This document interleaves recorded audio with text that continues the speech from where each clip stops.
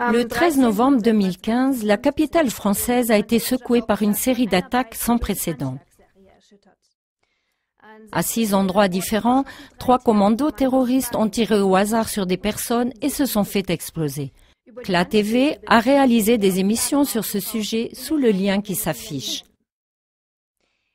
Aussitôt après les attentats, tout semblait déjà clair dans les médias principaux.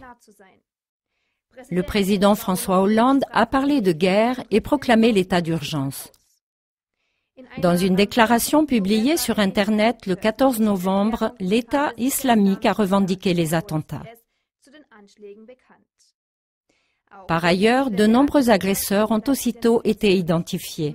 Des complices probables et des instigateurs présumés étaient tout de suite connus et la vague des avis de recherche a commencé. L'islamiste belge Abdelhamid Abaoud, qui était considéré comme tireur de ficelle présumé, a été tué sans plus attendre lors d'une opération de police au nord de la capitale. Vous trouverez des détails dans notre émission du 30 novembre 2015 en langue allemande.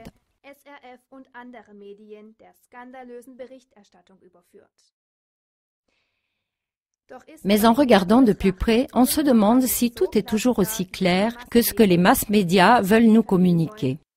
Souvenons-nous des attaques terroristes du 11 septembre 2001 à New York. Là aussi, les coupables ont tout de suite été identifiés et tout semblait clair. Mais au fil du temps, d'innombrables incohérences sont venues à la lumière, ce qui a finalement mené à ce que des millions d'Américains ne peuvent plus se satisfaire de l'explication officielle de la destruction du World Trade Center. Voyez à ce sujet notre émission du 11 septembre 2015 en langue allemande. Il semble tout de même curieux que d'une part les forces de sécurité n'ont apparemment pas été suffisamment compétentes pour empêcher les attaques minutieusement planifiées, mais que d'autre part, immédiatement après, quand tout le monde est bouleversé, elles ont une vue d'ensemble et gèrent la situation. C'est exactement la raison pour laquelle, dans l'émission d'aujourd'hui, nous allons analyser plus en détail les événements autour des attaques de Paris et que nous allons résumer les incohérences les plus importantes. Vous trouverez plus de détails sur les différents points dans les liens qui s'affichent. Incohérence au sujet des événements et attaques du 13 novembre à Paris. Comme l'a fait remarquer le journaliste et écrivain allemand Gerhard Wisniewski, presque toutes les grandes attaques suivent le même schéma depuis le 11 septembre 2001 à New York. Des exercices de simulation de catastrophes ont lieu juste avant les attaques ou parfois simultanément. Ces exercices portent précisément sur les faits qui sont ensuite présentés au public comme étant une vraie attaque terroriste. Il en a été ainsi à Paris. Au journal britannique The Guardian, le médecin urgentiste Patrick Pelloux a dit que le SAMU, la police et les pompiers ont effectué un exercice dans lequel il s'agissait d'attaques fictives à plusieurs endroits. Les agresseurs étaient organisés de manière professionnelle. Ils ont utilisé des fusils d'assaut de type Kalachnikov et porté des ceintures d'explosifs du même genre, ce qui montre leur professionnalisme. Environ 90 personnes sont mortes ce soir-là dans la salle de concert du Bataclan. Selon des enquêteurs, il y aurait eu 4 morts près du stade de foot, dont les 3 kamikazes. Selon Wisniewski, 2 des agresseurs ont voulu pénétrer dans le stade, mais ont été renvoyés sans être arrêtés. Quand des hommes se font exploser dans le tiers-monde avec des ceintures fabriquées de manière artisanale, ils causent à eux seuls plus de morts que cela. Il faut absolument aller au fond de ces incohérences frappantes, si l'on ne veut pas prendre le risque d'être instrumentalisé par une tromperie ciblée. Dans la deuxième partie qui suivra demain, nous aborderons d'autres incohérences au sujet des agresseurs et des instigateurs présumés et nous mettrons en lumière les réactions du gouvernement. Nous allons montrer par ailleurs quels pourraient être les buts pour une telle tromperie. À bientôt. Dans la première partie de cette émission, nous avons fait une liste de quelques incohérences principales en ce qui concerne les événements et attaques du 13 novembre à Paris. Dans cette émission, nous allons parler de 2 autres sortes d'incohérences et nous poserons ensuite la question suivante. Peut-il y avoir dès le départ une tromperie et si oui, dans quel but? Deuxièmement, des incohérences en ce qui concerne les terroristes et les tireurs de ficelles présumés. Il y a un autre point commun qui se retrouve dans presque toutes les grandes attaques terroristes. C'est que les pièces d'identité des prétendus terroristes ont été trouvées sur le lieu même de l'attaque. C'est ainsi qu'une pièce d'identité se trouvait à côté des amas de décombres du 11 septembre à New York. Et puis lors de l'attaque contre le magazine Charlie Hebdo le 7 janvier 2015, une pièce d'identité se trouvait sur le siège de la voiture des fugitifs. Et à Paris, récemment, une pièce d'identité se trouvait à côté d'un terroriste près du stade de foot.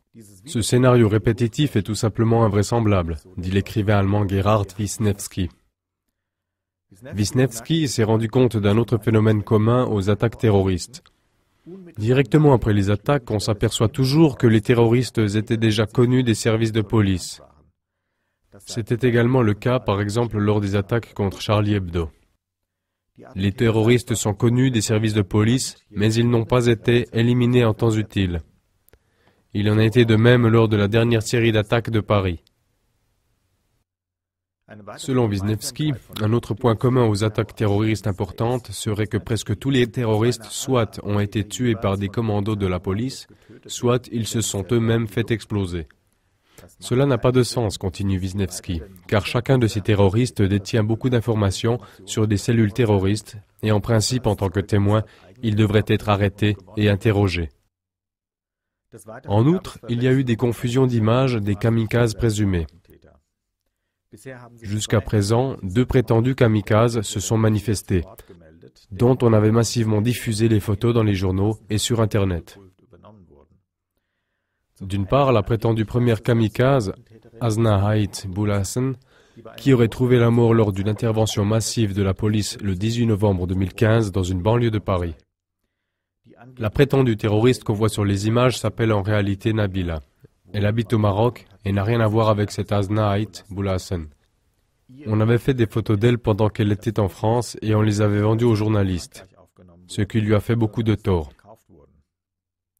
D'autre part, Brahim Wanda s'est manifesté. C'est un jeune Belge dont on a publié la photo surtout dans les médias francophones, comme celle d'un des kamikazes du 13 novembre 2015. Il a dit que cette photo de lui, qui se trouvait sur beaucoup de couvertures, date du temps où il jouait dans le club de foot local. Vous trouverez des détails au sujet de ces 2 exemples dans notre émission du 30 novembre 2015 en allemand. Troisièmement, des incohérences en ce qui concerne les réactions des gouvernements après les attentats. Le journaliste allemand, Kenny Ebsen, a dit dans son analyse publiée le 16 novembre que c'est le président américain Barack Obama qui a été le premier à se manifester après les derniers attentats. Obama était le premier qui a dit « Nous allons punir les coupables ». Ce n'était pas le président français. Le premier choc émotionnel n'était guère passé qu'une vague de mesures de sécurité de politique intérieure et extérieure a immédiatement éclaté dans la foulée. Seulement quelques heures après, l'État français a déclaré la guerre à l'OI, a envoyé d'autres bombardiers en Syrie et y a bombardé une ville. Depuis lors, on bombarde l'État souverain syrien avec encore plus d'intensité et on légitime la guerre.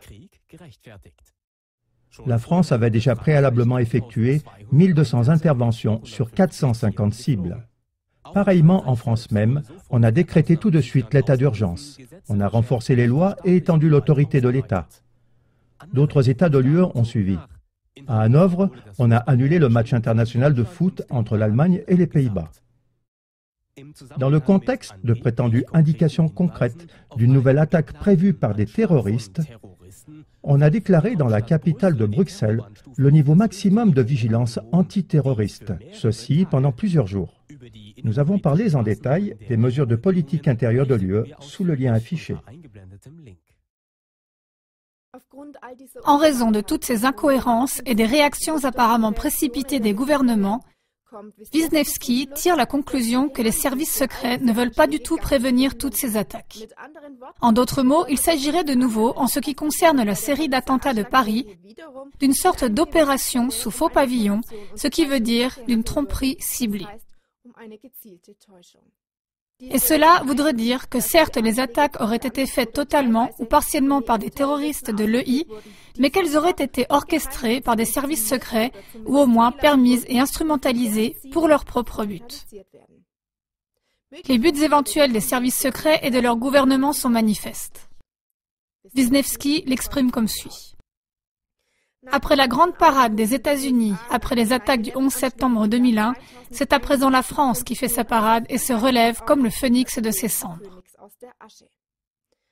Il faut savoir premièrement que la France est un pays en crise et que deuxièmement, son président est un président en crise, le président le plus impopulaire dans l'histoire de la France en général. À ce stade, on devrait vraiment se demander à qui tout cela sert-il ? Fin de citation. Wisniewski se demande aussi quels droits les pays concernés s'octroient à l'occasion de telles attaques terroristes. Comme les États-Unis ont attaqué après coup tous les pays possibles, la France et d'autres États de l'OTAN légitiment à présent leur guerre en Syrie. Ainsi, ce n'est que dernièrement que l'Allemagne a décidé la mise en action des avions de reconnaissance Tornade, d'une frégate et de jusqu'à 1200 soldats allemands contre la milice terroriste de l'État islamique. Ceci comme pour donner une réponse de l'Allemagne aux attaques terroristes de Paris il y a quelques semaines. En outre, selon Wisniewski, la France et les gouvernements de l'UE justifient leurs propres lois antiterroristes et leurs mesures de sécurité presque totalitaires contre leur propre population. Une chose est certaine, ces attaques du 13 novembre ont procuré au gouvernement de l'UE des droits et d'énormes moyens d'action. Et il n'y a pas de fin en vue. Les services secrets ont déjà annoncé qu'ils ne pourraient probablement pas empêcher toutes les attaques terroristes malgré tous leurs investissements et toutes leurs forces. Cet aveu n'est-il pas plutôt à comprendre comme une façon de préparer le peuple à s'attendre à d'autres attaques terroristes et à accepter sans résistance des mesures de sécurité ? Celui qui ne dit pas non dit oui à la guerre dans son propre pays, à la guerre contre son foyer et contre sa vie.